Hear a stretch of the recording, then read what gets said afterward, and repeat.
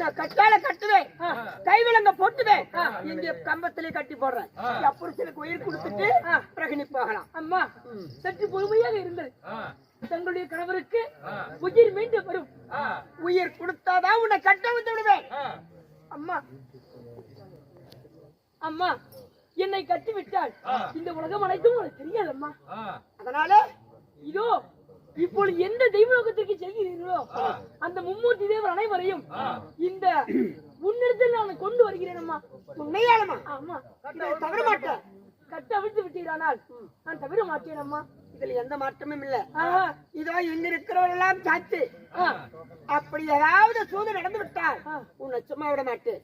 யாரை அழைத்துக் கொண்டு வருகிறாயோ